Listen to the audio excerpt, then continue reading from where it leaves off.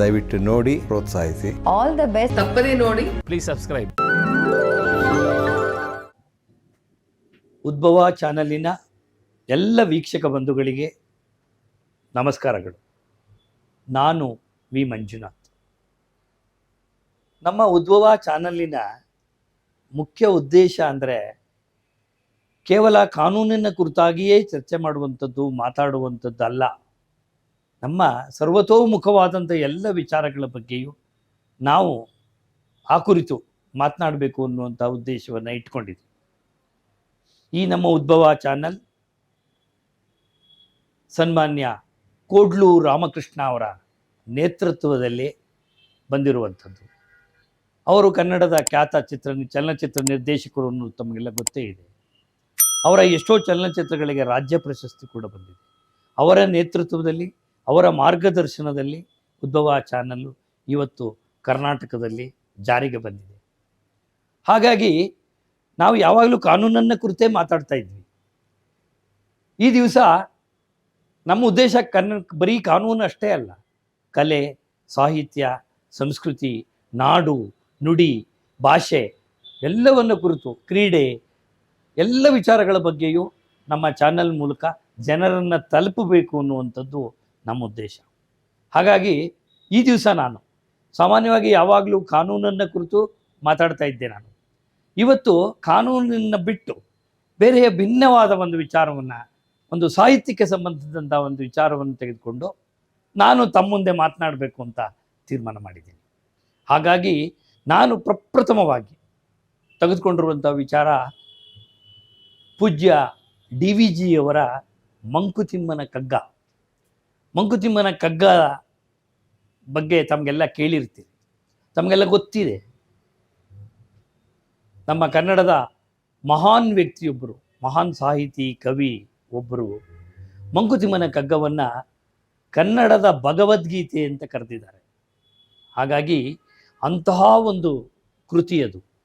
ಬದುಕಿನ ಎಲ್ಲ ಸ್ತರಗಳನ್ನು DVG ಅವರು ಮಂಕುತಿಮ್ಮನ ಕಗ್ಗದಲ್ಲಿ ಬಿಟ್ಟಿರುವಂಥದ್ದು ಯಾವುದೂ ಇಲ್ಲ. ಬದುಕಿನ ಎಲ್ಲ ಸ್ತರಗಳ ಬಗ್ಗೆಯೂ ಕಗ್ಗವನ್ನು ರಚಿಸಿದ್ದಾರೆ. ಕಗ್ಗವನ್ನು ಓದುವುದೇ ಒಂದು ದೊಡ್ಡ ಅನುಭವ, ಅದೊಂದು ದೊಡ್ಡ ಫಿಲಾಸಫಿ, ಅದೊಂದು ನೀತಿ, ಅದೊಂದು ಧರ್ಮ. ಹಾಗಾಗಿ ಇವತ್ತು ಆ ಮಂಕುತಿಮ್ಮನ ಕಗ್ಗದ ಬಗ್ಗೆ ಏನು ನಮಗೆ ಅಲ್ಪ ಸ್ವಲ್ಪ ಗೊತ್ತಿದೆಯೋ ಅದನ್ನು ಕುರಿತು ಮಾತನಾಡೋಣ ಅಂತ ಅನ್ನಿಸ್ತು. ಹೀಗೆ DVG ಅವರು ಮಂಕುತಿಮ್ಮನ ಕಗ್ಗದ ಕೃತಿಯಲ್ಲಿ ಬದುಕಿನ ಎಲ್ಲ ಸ್ತರಗಳನ್ನು ಮಾತನಾಡ್ತಾ ಹೋದಾಗ ನೋಡಿ, ಮನುಷ್ಯ ಅಂದ ತಕ್ಷಣ ಬದುಕನ್ನೇ ಮನುಷ್ಯ ಅಂತ ಕರೆಯೋದು, ಮನುಷ್ಯನ ಬದುಕು ಅಂತ ಕರಿತೀವಿ. ಅದಕ್ಕೆ DVG ಅವರು ಎಷ್ಟು ಸೊಗಸಾಗಿ ಒಂದು ಕಗ್ಗವನ್ನು ರಚಿಸಿದ್ದಾರೆ ಅಂದರೆ, ಬದುಕು ಜಟಕ ಬಂಡಿ ವಿಧಿಯದರ ಸಾಹೇಬ, ಕುದುರೆ ನೀನವನ್ನು ಪೇಳ್ದಂತೆ ಪಯಣಿಗರ್, ಮದುವೆಗೋ ಮಸಣಕ್ಕೋ ಪೋಗೆಂದ ಕಡೆಗೂಡಿ ಪದ ಕುಸಿಯೇ ನೆಲಹುವುದು ಮಂಕುತಿಮ್ಮ. ಎಂತಹ ಸೊಗಸಾದ ಒಂದು ಕಗ್ಗವನ್ನು ರಚಿಸಿದ್ದಾರೆ. ಬದುಕು ಜಟಕ ಬಂಡಿ, ನಮ್ಮ ಬದುಕು ಒಂದು ಜಟಕ ಬಂಡಿ ಇದ್ದ ಹಾಗೆ. ವಿಧಿ ಅದರ ಸಾಹೇಬ, ಮೇಲೆ ಕುಳಿತು ಆ ಜಟಕ ಬಂಡಿಯನ್ನು ನಡೆಸ್ತಿರುವಂಥ ಸಾಹೇಬ ಅದು ವಿಧಿ.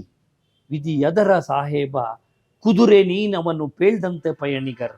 ನೀನು ಕೇವಲ ಕುದುರೆ, ಆ ಜಟಕ ಗಾಡಿ ಕಟ್ಟಿರುವಂಥ ಕುದುರೆ ನೀನು, ಅವನು ಹೇಳ್ದಂತೆ ಪಯಣಿಗರ್. ವಿಧಿ ಎಲ್ಲ ಹೇಳುತ್ತೋ ಅಲ್ಲಿ ಹೋಗಬೇಕು. ಮದುವೆಗೋ ಮಸಣಕ್ಕೋ ಹೋಗೆಂದ ಕಡೆಗೂಡಿ ಪದ ಕುಸಿಯೇ ನೆಲವಿಹುದು ಮಂಕುತಿಮ್ಮ. ಏನು ಯೋಚನೆ ಮಾಡಬೇಡ, ಬಿದ್ದರೆ ನೀನು ಎಲ್ಲೂ ಹೊಟ್ಟೋಗಲ್ಲ, ಭೂಮಿ ಮೇಲೆ ಬೀಳ್ತೀಯ, ಧೈರ್ಯವಾಗಿರು, ಬದುಕು. ಇದು DVG ಅವರು ಕೊಟ್ಟಿರತಕ್ಕಂಥ ಒಂದು ಕಗ್ಗ, ಮಹತ್ತರವಾದ್ದು ಬದುಕಿನ ಬಗ್ಗೆ. ಹೀಗೆ ನಾವು ಕಗ್ಗವನ್ನು ಓದ್ತಾ, ಸಮಯ ಸಿಕ್ಕಿದ್ರೆ ಕಗ್ಗ ಓದುವಂಥದ್ದು ಒಳ್ಳೆಯದು.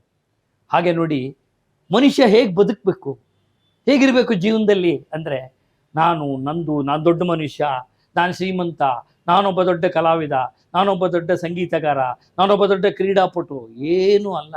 ಅವ್ರು ಹೇಳ್ತಾರೆ ಹೇಗೆ ಬದುಕಬೇಕು ಅಂದರೆ, ಅದಕ್ಕೆ ಹುಲ್ಲಾಗು ಬೆಟ್ಟದಡಿ ಮನೆಗೆ ಮಲ್ಲಿಗೆಯಾಗು, ಕಲ್ಲಾಗು ಕಷ್ಟಗಳ ಮಳೆಯು ಸಿರಿಯೇ, ಕಲ್ಲು ಸಕ್ಕರೆಯಾಗು ದೀನ ದುರ್ಬಲರಿಂಗೆ, ಎಲ್ಲರೊಳಗೊಂದಾಗೋ ಮಂಕುತಿಮ್ಮ. ಕಷ್ಟಗಳು ಬಂದರೆ ಕಲ್ಲಿನಂತೆ, ಮಳೆ ಬಂದಾಗ ಹೇಗೆ ಕಲ್ಲಿರುತ್ತೋ ಹಾಗೆ ಜಗ್ಗದೇ ಇರು, ಎಲ್ಲರೊಳಗೊಂದಾಗೋ ಮಂಕುತಿಮ್ಮ. ನೀನೇನು ದೊಡ್ಡ ಮನುಷ್ಯ ಅಲ್ಲ, ನೀನೇನು ದೊಡ್ಡವನಲ್ಲ, ನಿನಗಿಂತ ಯಾರೂ ಸಣ್ಣವರಲ್ಲ, ಎಲ್ಲರಲ್ಲಿ ನೀನು ಒಬ್ಬನಾಗಿ ಬದುಕು, ಆವಾಗ ನಿನ್ನ ಜೀವನ ನೆಮ್ಮದಿ ಸಂತೋಷ ಇರುತ್ತೆ ಅಂತ ಹೇಳ್ತಾರೆ.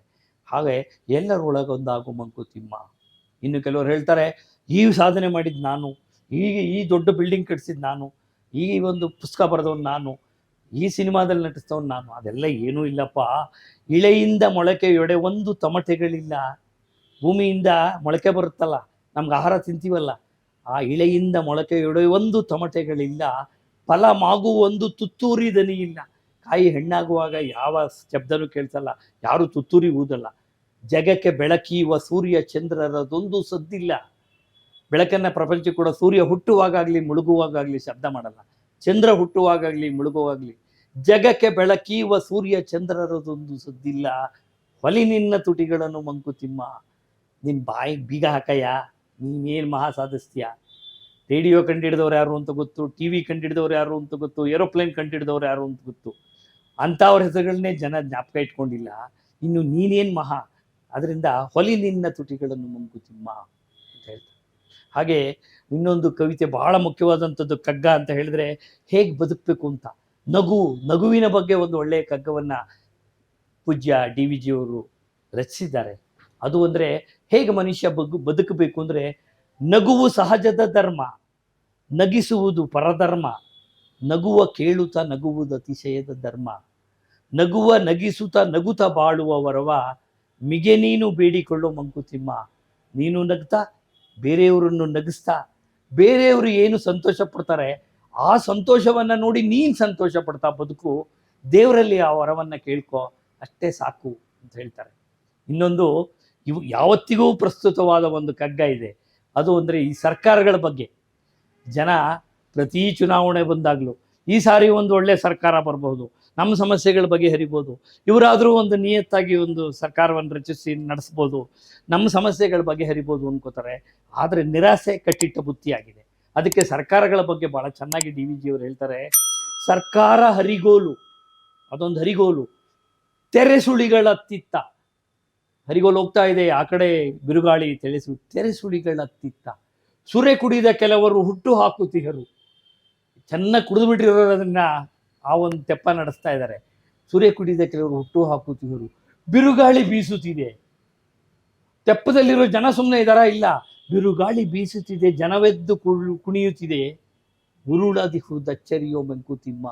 ಇಷ್ಟಾಗಿ ಯಾಕೋ ಗೊತ್ತಿಲ್ಲ ಈ ತೆಪ್ಪ ಇನ್ನೂ ಮುಳುಗೋಗಿಲ್ಲ, ಅದು ಹಾಗೇ ಇದೆ ಎನ್ನುವಂಥ ಮಾತನ್ನು ಡಿ ವಿ ಜಿಯವರು ಹೇಳ್ತಾರೆ.